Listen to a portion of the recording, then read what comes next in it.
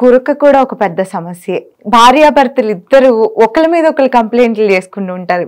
ఆయన గురక పెట్టారంటే ఈయన గురక, అదేమి చిన్న ప్రాబ్లం గా అవ్వదు, ఒక్కొక్కసారి అది ఎక్స్ట్రీమ్ వెళ్తూ ఉంటుంది. ఇలాంటి కేసులు ఏమన్నా మీ దగ్గరకు వచ్చాయి? చాలా వస్తాయండి. యాక్చువల్ చెప్పాలంటే రోజు ఒకటి కంపల్సరీ వస్తుంది.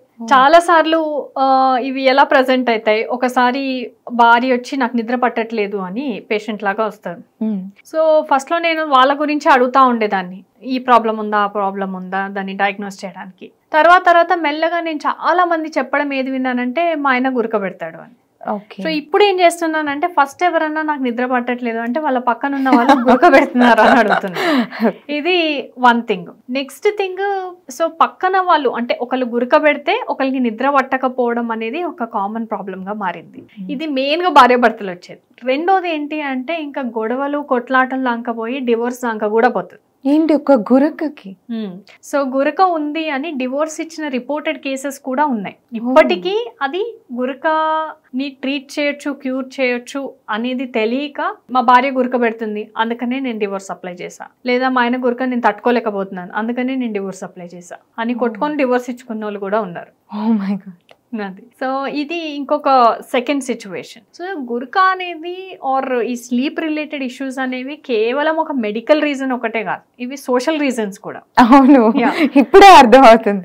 Social reasons. ఎంత సోషల్ రీజన్స్ అంటే మీరు కొన్నిసార్లు చూస్తే కొంతమంది పొలిటీషియన్స్ కానీ లీడర్స్ కానీ అంత పెద్ద పెద్ద మీటింగ్స్ లో కూడా ఫారెన్ డెలిగేట్స్ ని పిలిచినప్పుడు, లేకుంటే sometimes even election rallies లో కూడా, అందులో కూడా వాళ్ళు ఇలా సడన్ గా ఒక కునుకు వస్తా ఉంటది వాళ్ళకి. ఆ కునుకులో గురక కూడా వచ్చేస్తుంది. గురక కూడా వస్తుంది. అది ఎన్నోసార్లు వాళ్ళు ట్రాల్ అవ్వడము లేకపోతే డిఫేమ్ అవ్వడము జరుగుతుంది. బట్ ఎవరు కూడా దాన్ని నవ్వు ఊరుకుంటారు కానీ ఆ స్పెసిఫిక్ పర్సన్ కి ప్రాబ్లం ఉంటుంటది అని ఐడెంటిఫై చేయలేకపోవచ్చు. అండ్ ఇవే కాకుండా ఇంకొక ప్రాబ్లం ఏంటి అని అంటే భార్యాభర్తల మధ్యలో, మా భార్య పొద్దునంతా బాగానే ఉంటదండి, రాత్రి మాత్రం నన్ను దంతుంది, కొడుతుంది. ఇది మీకు కావాలని చేస్తుందా లేకపోతే నిజంగా ఏదైనా నిద్రలో ప్రాబ్లం ఉందా అని చెప్పి వస్తారు. సో నువ్వు కాసేపు బయట కూర్చో అని చెప్పి వాళ్ళని బయట కూర్చోబెట్టి ఇవన్నీ చెప్తా ఉంటారు.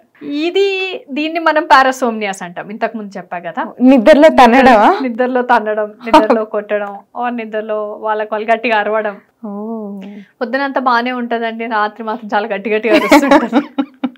సో ఇవన్నీ కూడా నిద్ర సంబంధించిన ప్రాబ్లమ్స్. భార్యాభర్తల మధ్యలో ఈ ప్రాబ్లమ్స్ అన్ని చాలా ఎక్కువగా ఉంటాయి. ఇది ప్రాబ్లం అండి, ఇది ఐడియా కాదు. మీరెవరు నిద్రలో చేసినట్లుగా మీ హస్బెండ్స్ మీద ప్రయోగించకండి.